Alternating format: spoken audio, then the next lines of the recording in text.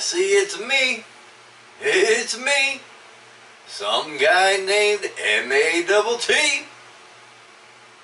And of course, always with me, is the lovely Duchess of Cigarillo. Hi everyone. Let's get a little housekeeping out of the way. I am smoking a pipe that was one in a gaw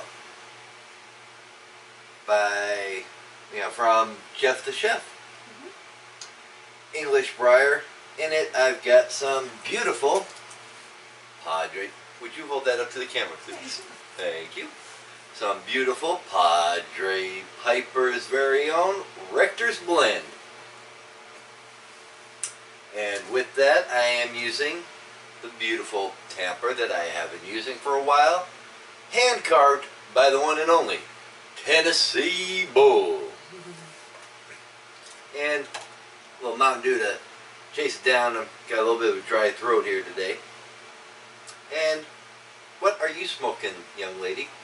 Well, I'm using my beloved corn cob pipe. I really enjoy it. Nice poker. And it's got a filter in it.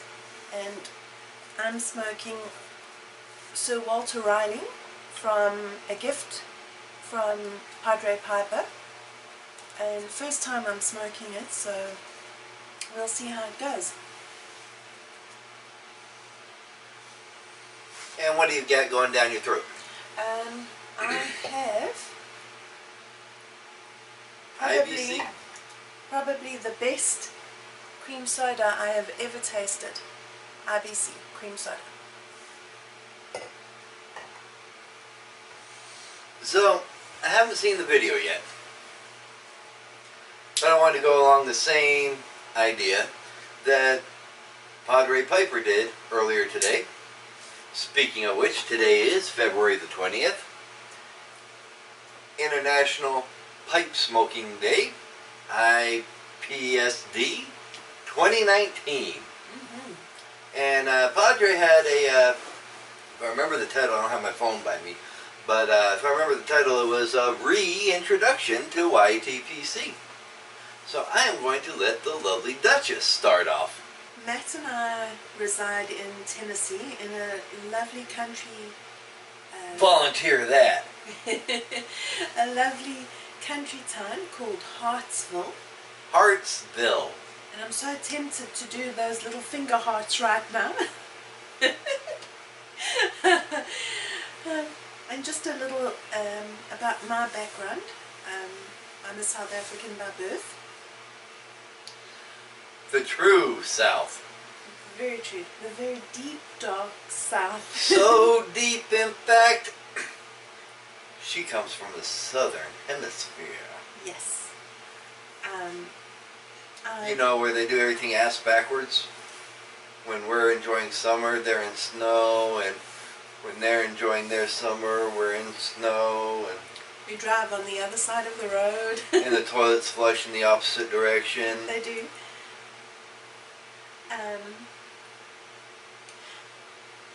And while I was in South Africa, my career took off. Which one? And I veered off into serving my community by becoming a police officer with the South African Police Force prior to 1994. And then I moved into Trauma. yeah, trauma, helping women, well, not just women, And children. helping the vulnerable through crises like suicide, hijacking. We focus particularly on rape and sexual assault, and I landed up running 2 medico-legal clinics and a domestic violence shelter. And then I stole her. no, and then then I founded, along with a friend of mine, we founded a medico-legal sexual assault clinic, particularly well, specifically for children under the age of 12, because we felt that children were getting a raw deal. They were just part of the system, and the system was not kind to children. And we set about trying to change that mindset, working with the courts, becoming more trauma-informed, working with the police. And it was a wonderful time because we could actually see change, and we could see healing. And I don't think people often who work with trauma, they don't often get to see the end result. And we did. And then, all of a sudden, I was fished out of the South African Ocean and flung over here to Tennessee by some guy named Matt. And who enticed me and encouraged me to marry him. I blackmailed her, y'all. And of course, with that wacky sense of humor and his charm, his generosity of spirit, I couldn't refuse. Mostly bourbon. I couldn't refuse. And I said yes. And here we are today. The ultimate question. Are you married, single, shacking up? What's your deal? Oh, I'm just shacking up. No, I'm very married, very happily married. We're coming up to our 3rd year. In October we'll be married for 3 years. And it was actually Matt who introduced me to pipe smoking. But it is a familiar part of my life because my grandfather, my dad's father, used to smoke a pipe, and I used to sit at his feet and watch him, and I just loved how he seemed to go from someone who was incredibly tense and uptight to this very relaxed, calm, wonderful person. And I was drawn to it, and the smells, the aromas coming from his pipe was quite something. Much different than the aromas you smell nowadays. We won't go there. And, you know, you say your grandfather and everything with it. What is it that's keeping you into the pipe smoking lifestyle? I think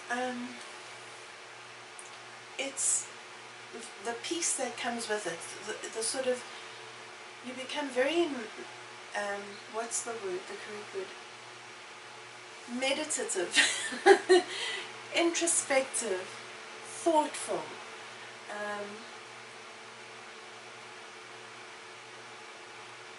And it's a very calming way to end your day or start your day, or even during the day. I like the ritual behind it as well. It's slow and it's methodical. I enjoy that. Now go ahead and keep on puffing so you don't go out, or relight if you need to. Yeah. I talk too much. She does.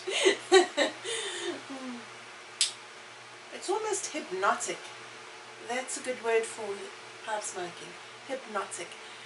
You become unconsciously conscious. How's that?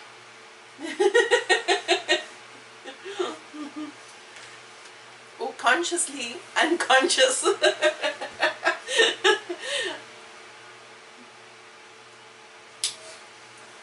It is. You know, there's just something, like you said, it draws you into yourself. And you, Matt? I was born in probably the craziest state of them all, Maine. If you have any questions about it, we do call ourselves Maniacs. Go figure that one. 11 years old, my mother moved us out to Paradise, Honolulu, Hawaii. And I was there in 1987, left for Army basic training in 1998. But I joined the reserves. So I went back to Hawaii till 2003 because I had a contract with the reserves. But after 9/11, less than a month after 9/11, I put in paperwork to go active duty. And what I'm about to say is not anything against the Army. Anybody who served knows it's the truth. The Army being the Army and dragging their heels, it wasn't until April 1st to be exact, 2003, that I was finally active duty. Went to Fort Lewis, Washington, just outside of Tacoma, Washington, in Pierce County. 10 months later, I was out in the big old sandbox, you know, the beach with an ocean, and served a year out there. Came home. 10 months later, the battalion went. I did not, due to injuries occurred in the in my first trip over there, which was a blessing in disguise. I was able to be there while my mother,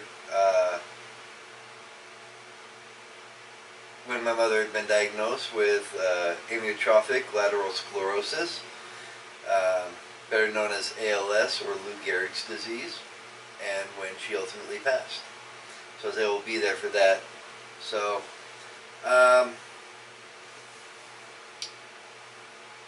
it was ultimately determined around October, November of '06 that Sergeant McLaughlin was just too broken to serve anymore.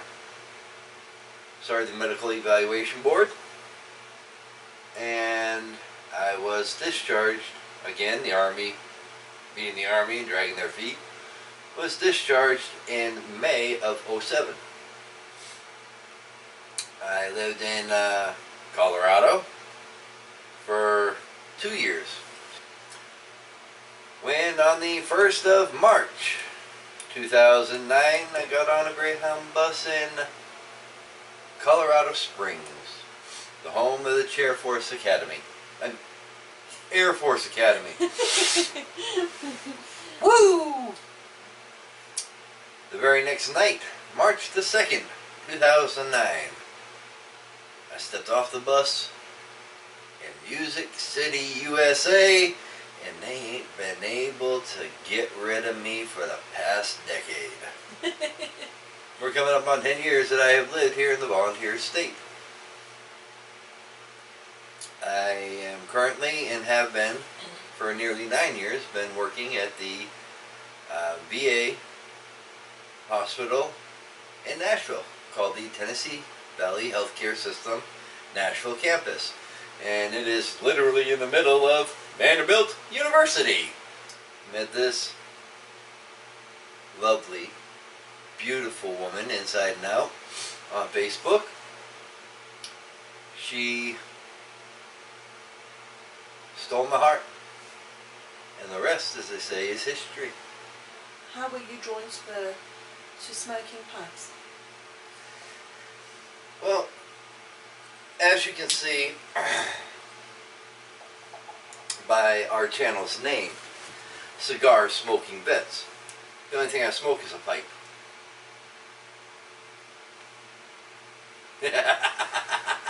No, I got started with cigars, and it seemed like every B&M that I would go to, brick and mortar for those that don't understand the terminology, every actual cigar shop, there'd always be pipes off to the side or a section that would sell pipe tobacco. Excuse me. And it made me think, hey, why not? A lot of issues with the smell of cigars that they don't appreciate the aromas from different cigars. So I was thinking, as an alternative, maybe I might want to look into the whole pipe. I was thinking the whole pipe thing. Right. And how long ago was this? This was about 4 years ago now. The first pipe that I had purchased was a plastic piece of crap from Amazon. It was a nose burner, literally made of plastic, that you could smell, you could taste the plastic over the tobacco, and oh goodness, it was horrible. In fact, give me a second here. In fact, the first pipe that I actually got that was truly smokable, that I still have, I don't smoke it too much, and I gotta buy a new stem for anyway, is this Missouri Meerschaum bent cob. If you want to hold that up, I'll explain why I got to replace the stem on it. I was a clincher. Teeth marks all over that thing. But I still have it, and this is the first first real pipe that I would start smoking. And then on Facebook, I found a group of degenerates that I am very proudly still a member of. And they introduced me to the subtleties of pipe smoking while still being able to be yourself. I being married to me for almost 3 years, I've got a very off sense of humor. Well, there are some pockets out there of the pipe smoking community that are hoity-toity. My farts don't smell, which they don't. To tell you the truth, my farts don't smell. I've lived with them for 42 years. This group was able to show me that I could be myself while still enjoying the rituals, as you call them, of pipe smoking. And I ended up going down with a surgery. It was the first of my now 5 knee scopes. It was February 27th of 2015 that I had my left knee scoped for the first time, and while I was recovering from that, the generosity of our community, they pulled together, and I wound up with a number of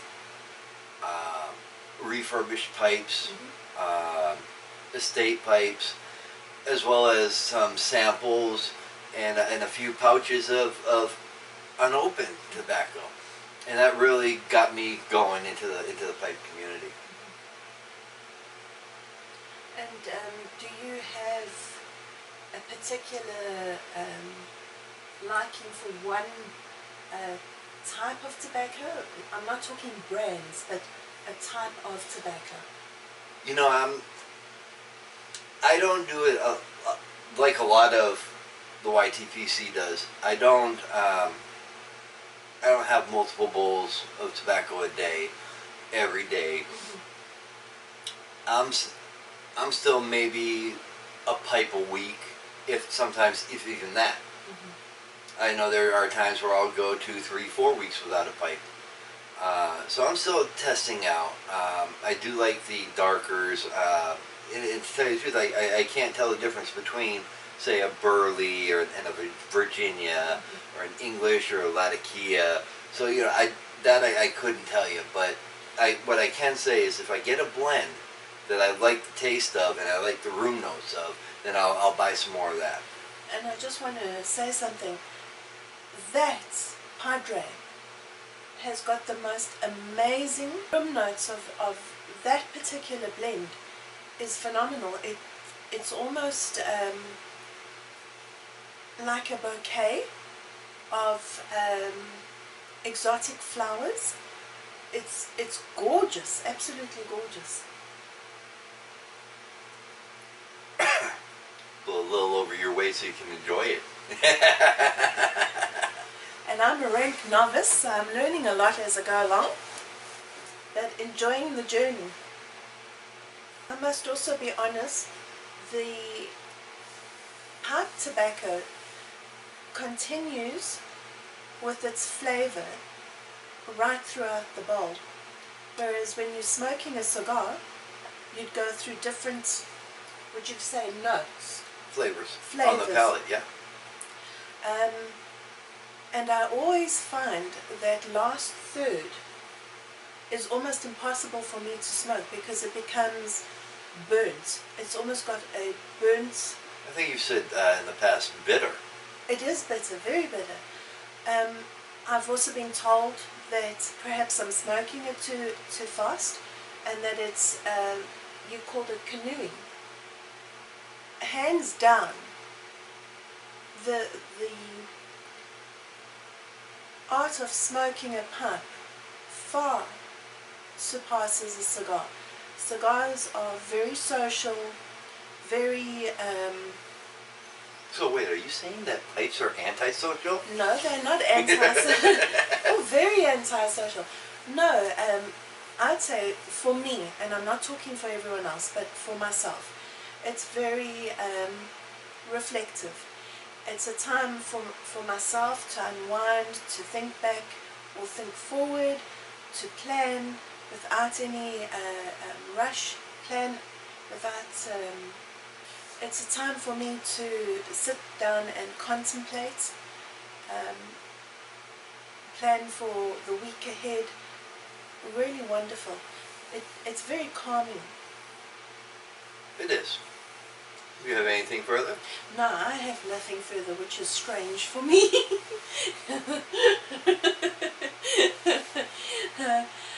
And as I always say, may you find peace at the end of your smoke. So until we see each other again. Happy smoking.